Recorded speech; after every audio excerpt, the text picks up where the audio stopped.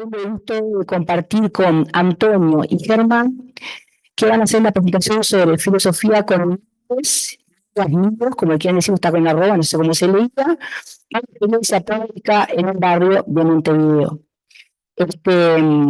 Bueno, particularmente, en mi caso, hay como una connotación personal acá con los colegas maestros, porque en el 2016 hicimos con Cristian Débora, que estuvo acá presentando, y otro compañero, un curso para maestros, que intentó ser un curso más intensivo, no eso que a veces simplemente mostrar, y tuvimos muchos encuentros haciendo comunidad de indagación, y acá está la semilla, pa, qué salado. La verdad es muy reconfortante que estés tan enganchado con esto de filosofía con niños, y parece que me acuerdo de los talleres con ustedes en el 2016, en Apex y en AFU hicimos alguno también, con otras maestras también. Así que bueno, pares de comunidad de indagación. Bueno, los dejo a ustedes ahora para que nos cuenten esta maravillosa experiencia, que es difícil a veces para las personas ver esto de cómo es posible filosofía con niños, pero una vez que uno se acerca, se empieza a percibir el valor que tendría, ¿no? Que así como nos preocupamos porque haya educación física, también haya filosofía en la escuela. Así que bueno, los dejo acá con Antonio y Germán. Bueno, buenas tardes. Yo soy Germán, soy maestro hace 10 años y todo esto empezó allá por el año 2010 en una escuela de un barrio de Montevideo. Se empezó a hacer, ¿ya pasaste ahí la primera? Se empezaron a hacer algunas alteraciones en la forma escolar, sí, en el año 2010 en esa escuela. Este, eran, el colectivo de maestras se encontró algunas cuestiones. Ahora. El colectivo de maestras encontró algunas cuestiones de los aprendizajes de los chiquilines y las chiquilinas y bueno, le empezaron a buscar la vuelta para mejorar esa situación. Nosotros llegamos a esa escuela, yo llegué en el año 2018 y vos en el 2017, ¿no? Este, y era un lugar, un caldo de cultivo muy interesante para experimentar, para poder hacer algo distinto, ¿sí? Para hacer esa exploración pedagógica que entendemos que era la forma de poder hacer una transformación, ¿no? Este, bueno, nosotros cuando yo entré en el año 2018, empezamos a utilizar esos agrupamientos flexibles que hice ahí. La escuela estaba dividida en tramos, en dos tramos, era primero, segundo y tercero, y cuarto, quinto y sexto. Este, lo que hicimos ahí básicamente fue romper la graduación de la escuela, ¿sí? Los grados, y hicimos una división de los niños y de las niñas por otros criterios. Usamos la comprensión lectora y la resolución de situaciones de problemas en el entendido de que si nosotros o los organizábamos distintos a los chiquines íbamos a tener mejores resultados educativos, ¿no? Eh, entonces lo que hacíamos era, hacíamos una evaluación cuando empezaba el año, una evaluación en esos dos aspectos, y los separábamos con esos criterios. También criterios sociales y vinculares que hacían que esos grupos se conformen de la mejor forma. No pensábamos en los números, ahí teníamos la suerte de que algunos maestros trabajaban con más niños y otros con menos, y pensábamos sobre todo en los criterios en esos aprendizajes. Y lo que hacíamos era hasta la hora del recreo, ¿sí? En la tarde, hasta la hora del recreo, trabajaban con una maestra en ese grupo, que no era el grado, era un grupo, y después del recreo hacíamos talleres. Y bueno, de esos talleres surge entre nosotros dos, una vez a la semana hacer un taller de filosofía para niños y para niñas, ¿sí? Bien, una cosa que te faltó decir es que también estos grupos iban cambiando en el año. O sea, cada 3 meses evaluábamos de vuelta y los niños que estaban en un grupo pasaban a otro, así que eso también daba con mucha movilidad. Bueno, Nosotros, ese año, el 2018, fue un año bastante complejo en la elaboración del proyecto. Primero porque la matrícula de la escuela se había visto afectada por problemas en el barrio, problemas de violencia que habían hecho que bajara notoriamente la matrícula. Nosotros ahí veíamos un problema en la resolución de conflictos, pero también en la capacidad de los chiquines de pensar colectivamente y de poder resolver problemas de manera colectiva. Entonces, bueno, esto sumado con los problemas que venían surgiendo del barrio, y que no veíamos espacios en la escuela para que estos chiquines pudieran conversar sinceramente de estos temas. Vimos que nada, la filosofía podía ser algo que motivara, ¿no? Esto promovido también por la dirección que nos dio la oportunidad de lo que ellos llamaban la experimentación pedagógica. Inclusive ese año se manejaba a nivel de dirección la posibilidad de pedir ser amparado por la ley de escuelas experimentales, cosa que no sucedió. Pero bueno, ese era un poco el marco en donde nosotros empezamos a desarrollar esta experiencia. Bueno, teníamos algunas preguntas, como funcionamos por tramos, éramos un grupo de maestras que pensábamos a estos chiquines de entre 9 y 13, 14 años, y lo que nos preguntamos fue, bueno, ¿cómo abordar la comprensión de manera oral? Porque trabajamos con la comprensión. Entonces nos faltaba como esa cuestión de la oralidad. Cómo generar procesos de reflexión genuinos y que no dependieran del contenido programático. ¿Qué pasa? Esto es esa vieja, ese entendido de que la maestra, cuando pregunta quién conquistó América, la maestra ya sabe quién conquistó América. O cuando pregunta cuánto es 4 por 3, ya sabe la respuesta y no es una pregunta genuina. Entonces uno tiende a creer que esa respuesta por parte de los chiquines tampoco va a ser genuina. Está enmarcada en un contexto que hace que tenga un componente de actuación. Si yo voy por la calle y le pregunto a una persona, disculpe, señor, ¿usted sabe quién conquistó América? No va a entender nada, estoy en otro contexto. Entonces, nos preguntamos eso, si nosotros queremos realmente generar que los chiquilines reflexionen colectivamente y logren cierto grado de autonomía, necesitamos preguntas genuinas y para obtener respuestas genuinas, ¿no?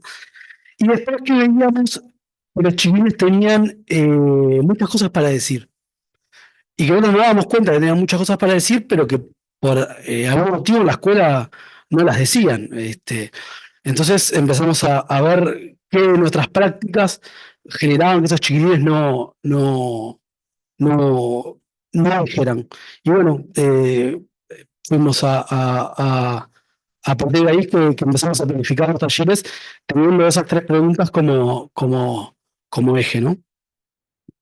Bueno, ahí cuando dice los mandamientos implícitos, ¿sí? Sobre todo por el lugar geográfico donde estaba la escuela y donde están muchas escuelas, que hoy se hablaba de los liceos de la periferia.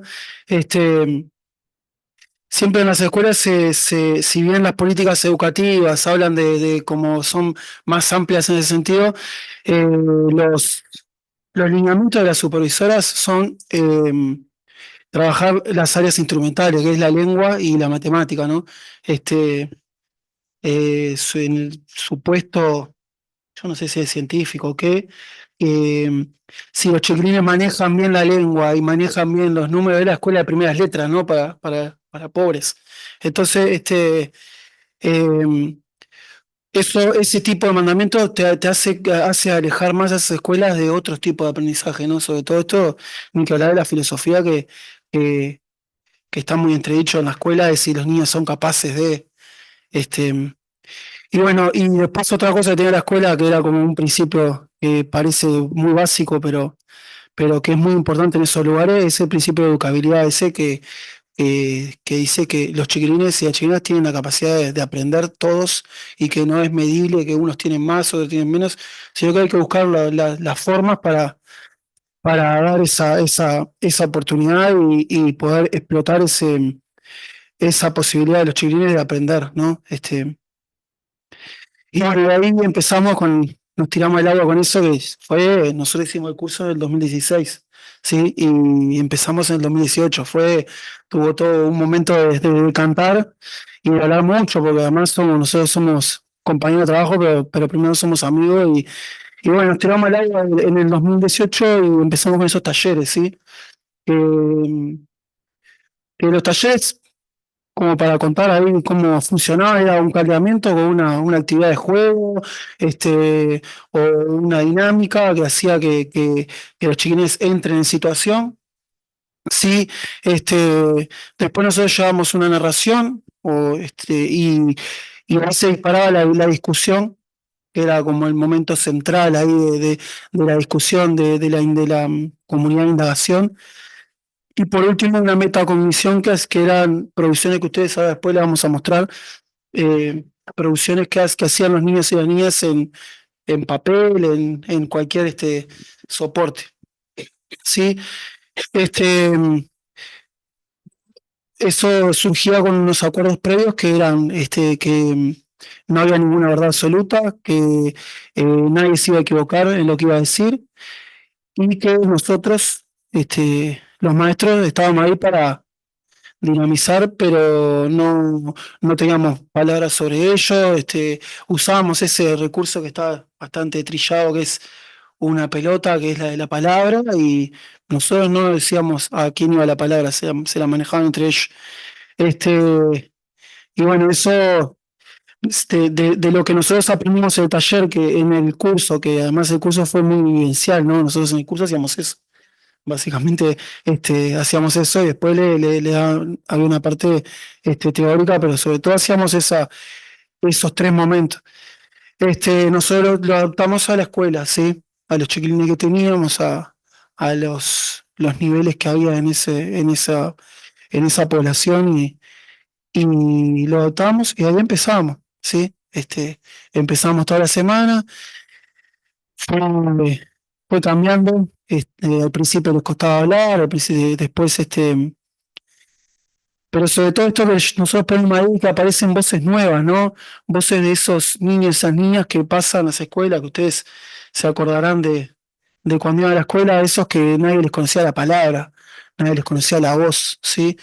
Y esos chiquilines que cruzan la escuela y que nadie, nadie los termina conociendo. Cuando se habla de 10 años después, ¿te acordás de los compañeros de clase? Hay 5 o 6 que nadie se acuerda y bueno, estos talleres hacían eso, le daban voz a esos que no tenían, que la escuela no estaba dando esa voz, ¿sí? Bueno, se lograba esa escucha atenta, ¿sí? Era una ronda y era una escucha que era muy interesante. Ahí pusimos la palabra incluida porque no encontrábamos la palabra, pero esto de chiquilines con con dislalias, con dificultades enormes para expresarse, para decir lo que tenían para decir. Bueno, acá en estos talleres ¿cómo se puede decir? Empezaron a aparecer, sí. Y esto de las muletillas nuevas que aparecían en los grupos, que era esto de opinar sobre lo que está pensando el otro, respetando lo que dice el otro, ¿sí? Bueno, yo opino que no estoy de acuerdo con eso. Todas esas muletillas que aparecen de los chiquilines a partir de esos intercambios, ¿sí? No había grandes intervenciones nosotros, pero se daba esas muletillas, ¿sí?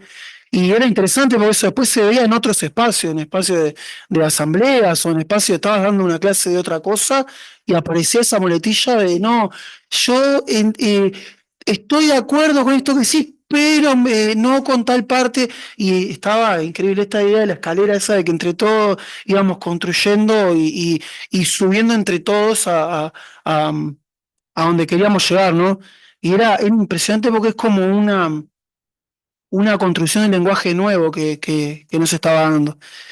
Y bueno, después tenemos clave, ¿no? Que fueron como esas cosas que nosotros hablamos pasando los años después de esa experiencia y, y vamos a relatar dos situaciones. ¿Querés que yo relate primero? Sí. Sí, dos situaciones que se dieron que fueron, para nosotros fueron muy movilizantes, ¿sí?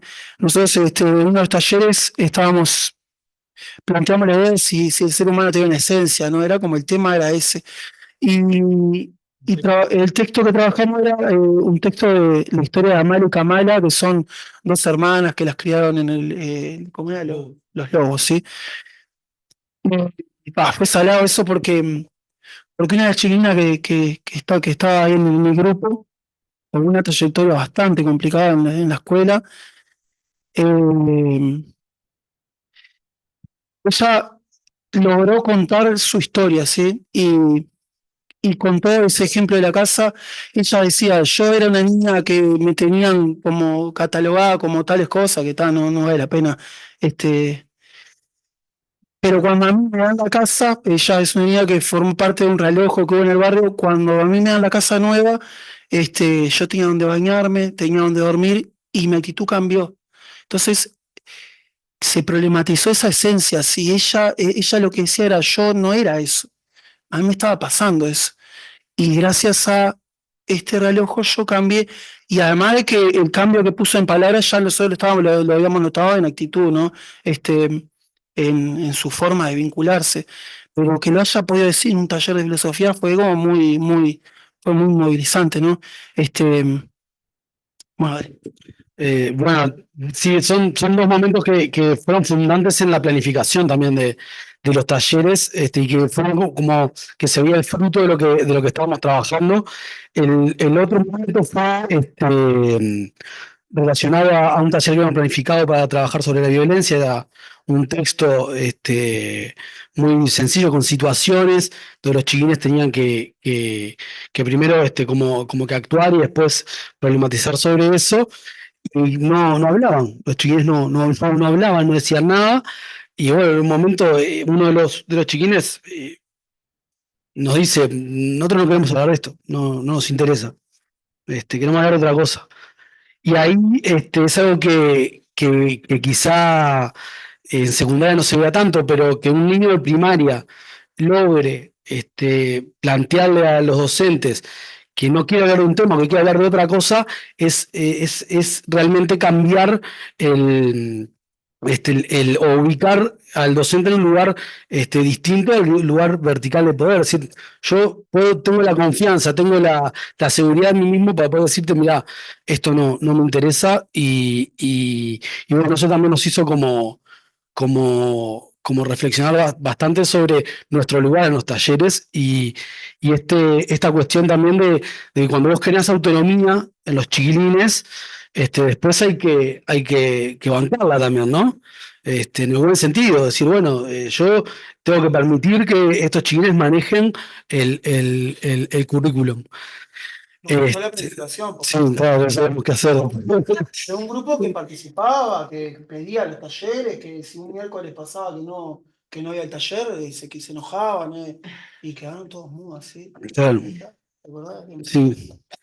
Bueno, tal como entramos, el programa 2008, si bien tenía algunos aspectos de filosofía, no estaban como filosofía, estaban como ética dentro de las ciencias sociales, así que ahí la didáctica era complicada porque era desde las ciencias sociales y no desde la filosofía, pero tenías el amparo de que ética estuviera en el programa. Y después el tema de que nosotros teníamos que construir un nuevo currículum. No existía el programa de filosofía infantil, digamos, en primaria. Entonces, todas las semanas nos juntábamos a planificar ese taller y de qué hablamos esta semana, y a veces, che, mirá, tengo a mi hijo enfermo, no llego, planificate algo vos. Es decir, tampoco era algo que fuera sencillo hacer, porque muchas veces terminábamos llevando un cuento, un capítulo del Principito y ver qué sale, porque realmente cuando uno construye algo si bien teníamos la experiencia de haber formado parte de Filo Rondando. Cuando adaptamos eso a los chiquilines, teníamos que decidir nosotros qué textos trabajar, qué temas trabajar, y con eso hay que ser bastante cuidadoso también. Y bueno, y ahí venía el tema de la inspección, ¿no? Que las inspecciones venían a inspeccionar estos talleres y salían encantadas y veían como con muy buenos ojos el taller, pero por la oralidad. Es decir, decían, bueno, pero esto así como está planificado no corre. Esto tiene que trabajarlo desde la oralidad, desde el argumento, desde el contraargumento. Entonces, volvíamos a tener esa discusión de los contenidos instrumentales, en donde lo importante es que los chilenos aprendan lengua. Si vos encontraste esta forma, hacelo, pero que aprendan oralidad, no que aprendan estos hábitos de autonomía o de reflexiones grupales. Entonces eso era un tema, porque era también una discusión. Y siempre se nos marcaba el tema de la planificación. Claro, nosotros no planificábamos los talleres como planificábamos las clases o una clase de oralidad, que también lo trabajábamos, pero no era el objetivo, no era el fin. Entonces, Intervención docente, que es como un punto clave en la planificación en la planificación de las maestras. Claro, nosotros la intervención docente, ¿cuál es? Quedaba como por fuera, ¿no? Y bueno, y por último, el tema de la transformación educativa, que quitó ética, quitó un montón de contenidos, ¿sí? Es un proceso que habilita unos talleres que son en un aspecto del programa que es autonomía curricular, ¿no? Pero esos talleres que habilita, por ejemplo, talleres y dan ejemplo y son talleres bastante pobres, ¿no? Un taller sobre alimentación, un taller sobre... Pero hay una cuestión que las ATD las han trabajado y que llama mucho la atención. En el dan autonomía curricular, ¿no? Pero de esas sugerencias en el que hay una disputa política en el contenido, que son los talleres de sexualidad, lo que plantea sugieren que se le pregunte a la familia de con qué está de acuerdo. Y eso lo que hace es, primero que barrió con un montón de propuestas de sexualidad en las escuelas, ¿sí? Eh, pero además esto no invita a una maestra a decir, bueno, yo voy a probar esto, ¿sí? Que puede ser filosofía como puede ser otra cosa, que no esté en un programa. eh, y, y bueno, esta cuestión si voy a trabajar algo que está en disputa, como algo como la sexualidad o el pensamiento filosófico o, no sé, la historia reciente o, bueno, ahí tengo que tener cuidado porque lo que me están diciendo, me están sugiriendo que preconsulte a la familia. Y es un viaje porque en las escuelas, esta idea de productividad de la escuela, lo estoy hablando con ustedes lo deben saber mucho más que nosotros. Yo nada más cuento la experiencia. En la escuela se piensa que la filosofía es algo inalcanzable para los niños y las niñas. Se piensa que tienen que andamiar un montón de cuestiones para llegar allá arriba, pero si llegan allá arriba y es lejos de la filosofía, yo es la programación o es mejor. Entonces no solo que la lectura que hacemos de la transformación, si la anterior no invitaba, la de ahora menos invita a eso. sí, tiene un perfil más instrumentativo también de jerarquizar ahora lo llaman comunicación y pensamiento matemático, pero sí, como que en esa línea creo se profundiza de alguna forma, y bueno, nada, nosotros lo vemos como un obstáculo. Inclusive cuando empezamos a hacer los talleres, eh, no sé, yo en la actualidad, por ejemplo, muchas veces invito familias a participar de los talleres porque genera muchas dudas también. Bueno, ¿qué es esto de trabajar filosofía en las escuelas? Pero eso ya no es de esta experiencia, sino de cosas posteriores. Bien, y tenemos testigos que les vamos a mostrar algunas cosas que hicieron los chiquilines. ¿Eh? Claro, los testigos. Esto. Está en la pestaña ahí arriba. Ah, bien, sí, perfecto, ya me di cuenta. Ahí va. Ahí. Eso. Bien, estas son algunas preguntas que escribieron los chiquilines. Por ejemplo, ¿cuánto dura realmente un sueño?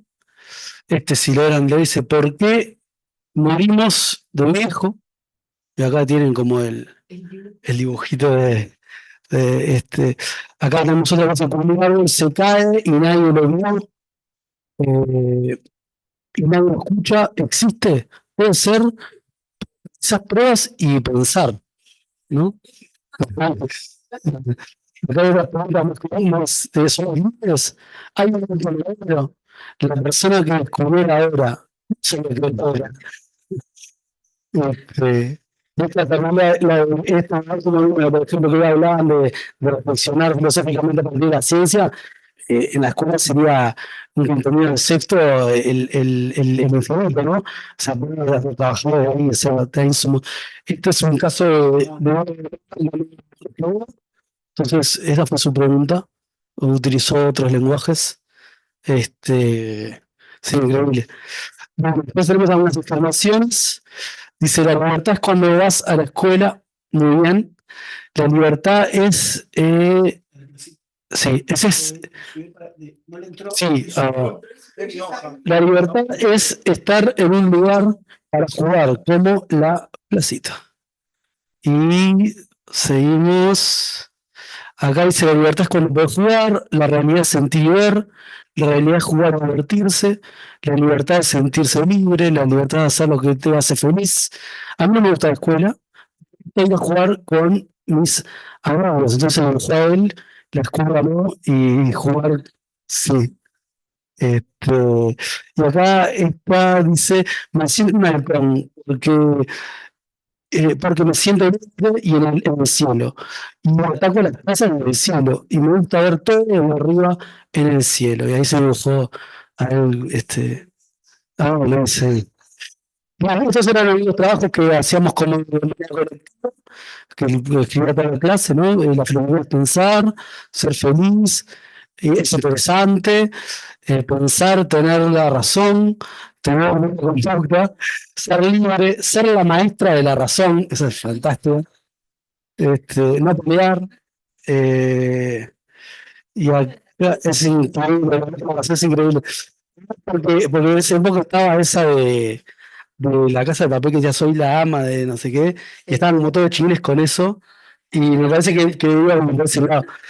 La filosofía es ayudar a los demás, la verdad, la filosofía está, tenés razón, sí. Bueno, era un proyecto de filosofía, no de escritura, así que, bueno. Acá dice respeto, ser libre, ser algo que te gusta, no pelear, ayudar a los demás. Acá no dice qué, entonces qué dice. Respetar la, mu- respetar a la mujer, no pelear, niños, ser feliz, ayudar, ser amable y acá, sí, pues sí. Acá uno escribió a Juan, por ejemplo, irse para casa, ser compañero, ser libre, ser amable y sí, la de pelear estaba. Y acá eran chilenos que como que utilizaban otros lenguajes, ¿no? Este fue de la libertad y dibujó la computadora, así que bien, no, y bueno, sí, y más o menos eso es la experiencia que tenemos para compartir. Esto no es una investigación, no, el proceso es al revés. Empezamos trabajando y después nos dimos cuenta que daba resultados, así que no hay. Esto recién es como la primera parte de sistematizar esto que nos juntamos ahora después de varios años a ver qué teníamos y a sistematizar para esto. Así que no, más o menos es esto lo que les queríamos contar hoy. Entonces.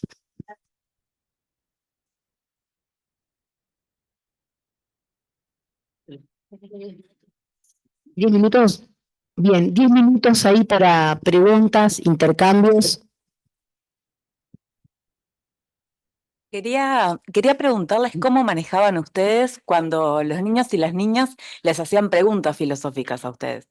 Que como profesora de filosofía a mí me genera como, en realidad, bastante curiosidad, digamos, y es todo un momento cuando se te hacen preguntas filosóficas, ¿no? Como docentes. No sé si sucedió esa situación, pero había mucha respuesta filosófica, mucha cuestión interesante, y me pregunto eso, ¿no? Cuando los niños preguntan filosóficamente, ¿cómo llevaban adelante, digamos, esa situación? Eh,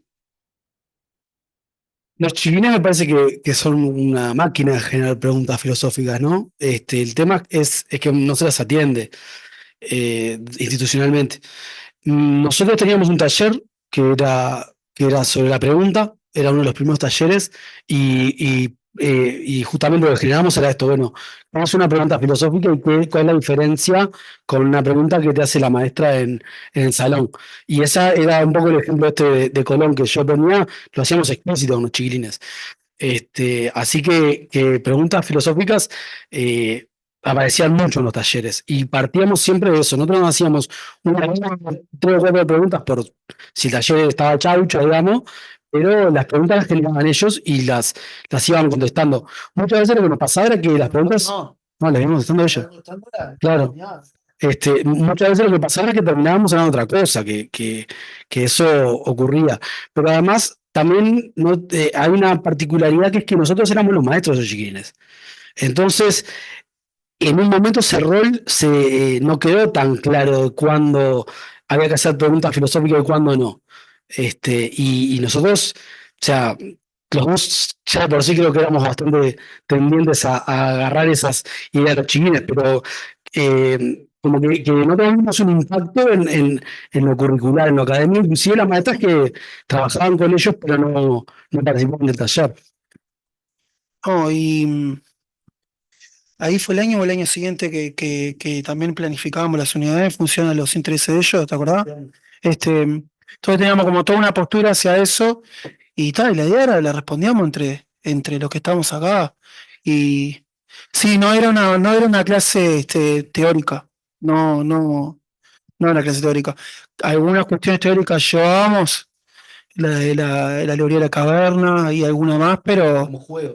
claro, pero como juego más que como un disparador, no había un cierre ¿cómo es que le dicen? Institucionalización, que se le dicen en las planificaciones, no había un cierre así. El cierre era eso que vio nadie, era, y está. ¿Se contestó? Sí. Ah, gracias. Hola, hola. ¿Se escucha bien? Sí. No, simplemente quería hacer algunas reflexiones y de lo que diga ustedes comentarán algo. Lo primero es que yo nunca he trabajado con niños, ¿ya? Si bien he estado en recreación, pero nunca me dediqué a los niños. Observaba, y siempre una de las cosas que me llamó la atención de los niños es que muchas veces cuando la propuesta no es atractiva, agarra para otro lado, ¿sí? Y es así, y eso hay que aprenderlo. Y después lo otro es que estuvieron promoviendo lo que podríamos decir es una escuela viva, no una escuela que vivencia, es una escuela viva. ¿Ah? ¿Por qué? Porque están combinando lo formal con lo no formal, están combinando lo programático con lo que surge de los propios estudiantes. Tercero, por suerte las inspectoras no se convencieron. Lo digo en serio, porque si no podía suceder como sucedió en su momento con las misiones pedagógicas, que mientras se organizaron desde los propios maestros funcionó muy bien. El día que lo institucionalizaron, murió. ¿No? Porque tuvo que entrar en una estructura que es muy rígida y eso hizo que se tuvieran que adjudicar aspectos que no eran de la esencia de la actividad de las misiones pedagógicas. Y por último, simplemente una reflexión que hago es que asumieron un rol muy arriesgado y que muchas veces podemos hacer la experiencia de practicarlo, de poder jugar en dos lugares al mismo tiempo. Jugar en una propuesta que sea más llana sin perder el rol como maestro.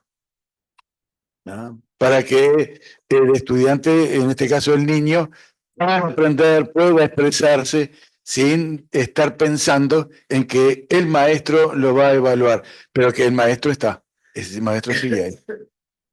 Bradia, eso es nada más una reflexión. Gracias. Yo capaz que lo que me surge es que también creo que hubo varios aspectos que jugaron para que los talleres puedan suceder. Primero, lo de la dirección que habilitaba. Segundo, que la experimentación pedagógica, como lo planteaba esta dirección, posibilitaba el error. Entonces, nosotros nos dijeron, ustedes experimenten y si se equivocan, vuelven para atrás y hacemos otra cosa, ¿no? Entonces, teníamos una garantía, pero también teníamos el permiso, entre comillas, de que los talleres no funcionaran. No sé, de que los chilenos no se engancharan, de que no les interesara, de que no hagan resultado, podía pasar. Era algo que nosotros manejábamos en ese momento. Y después, con respecto a las inspecciones, me parece que no es menor también que los dos seamos varones. Para las inspecciones me parece que debe haber. Sí, pero lo digo en serio, me parece que no es menor. Que yo creo que si hubieran sido dos maestras, mujeres hubieran tenido muchas más dificultades, y es una realidad. No podemos mirar para el costado de eso. Porque, nada, nosotros teníamos, además que además nosotros teníamos una formación previa, no era que vinimos y dijimos, vamos a dar talleres de música. ¿Vos sabés tocar algo? No tengo ni idea, pero vamos a dar talleres de música igual. Entonces, había como un conocimiento que nos permitía. Y también que no era el primer taller, la inspectora Iván cuando ya estaba funcionando bien. Entonces, eso, El taller hubiera sido. teoría no. Yo me acuerdo que, ahí va, me empecé a acordar que ellos se pusieron en contacto de vuelta, ustedes se pusieron en contacto con nosotros de vuelta y estaban un poco, socorro, sí, recuerdo. Y nada, bueno, agradecer, tenemos que cerrar.